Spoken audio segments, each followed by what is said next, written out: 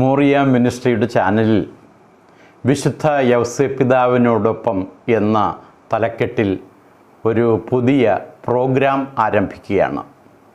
ഈ സംരംഭത്തിന് വിശുദ്ധ യൗസേപ്പിതാവിൻ്റെ അനുഗ്രഹവും ആശീർവാദവും സഹായവും ലഭിക്കുന്നതിനായി യാചിച്ചുകൊണ്ട് നിങ്ങൾ ഓരോരുത്തരെയും പ്രാർത്ഥനാപൂർവം പുതിയ ഈ ഒരു പ്രോഗ്രാമിൻ്റെ ആദ്യ എപ്പിസോഡിലേക്ക് സ്വാഗതം ചെയ്യുന്നു.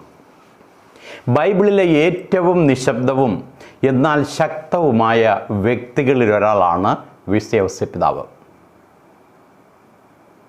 ഉടലാണ്ട മൗനമാണ് ആ വ്യക്തിത്വം, ഒരു മൗനരാഗമാണ് ആ ജീവിതം.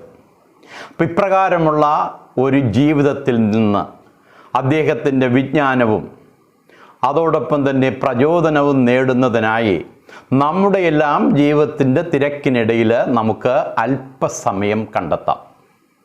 ഈ പുണ്യപിതാവിൻ്റെ സദ്ഗുണങ്ങളെക്കുറിച്ച്, വിശ്വാസ ധീരതയെക്കുറിച്ച്, കർമ്മബദ്ധതയെക്കുറിച്ച് നമുക്ക് ചിന്തിക്കാം.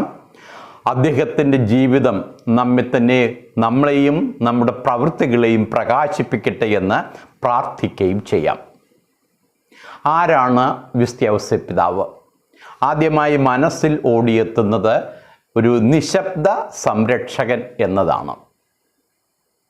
ഒച്ചപ്പാടും ബഹളവുമുള്ള ഒരു ലോകത്തിൽ അങ്ങനെയുള്ള ഒരു സ്വരത്തിനും ചെവി കൊടുക്കാതെ തന്നെ ഏൽപ്പിച്ച കടമകൾ ഏറ്റവും മനോഹരമായി ചെയ്യുന്ന, കർട്ടന് പിന്നിൽ പ്രവർത്തിക്കുന്ന ഒരു വ്യക്തി. ഭൂമിയിലെ ഏറ്റവും പ്രധാനപ്പെട്ട കുടുംബത്തിൻ്റെ ചുമതല ദൈവം ഏൽപ്പിച്ചത് വിശുദ്ധ യൗസേപ്പിതാവിൻ്റെ വാക്കിൻ്റെ സവിശേഷത കൊണ്ടല്ല, മറിച്ച് പ്രവൃത്തിയുടെ മാഹാത്മ്യം കൊണ്ടാണ്. സംശയമുണ്ടാകുന്ന ഒരു സാഹചര്യത്തിൽ മാലാഖയുടെ സന്ദേശം കേട്ടുകൊണ്ട് ഒരു കുടുംബത്തിൻ്റെ ചുമതല ഏറ്റെടുക്കുന്നു. തൻ്റെ ഭൂമിയിലെ ജീവിത അവസാന നിമിഷം വരെ അവർക്കായി ജീവിച്ച ഒരു കുടുംബനാഥനെയാണ് നമ്മൾ വിശുദ്ധ യൗസേപ്പിതാവിൽ കാണുന്നത്.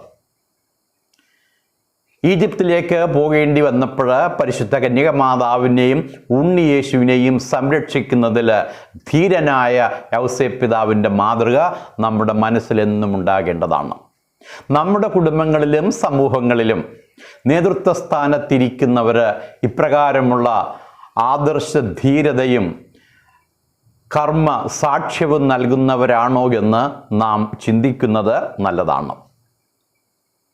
കുടുംബത്തെ പോറ്റാനായി അന്നദാതാവായി മാറുന്നതിന്, താഴ്മയുള്ള ഒരു ജോലി ഏറ്റെടുക്കുന്നതിൽ അദ്ദേഹത്തിന് രണ്ട് ചിന്തകളിലായിരുന്നു.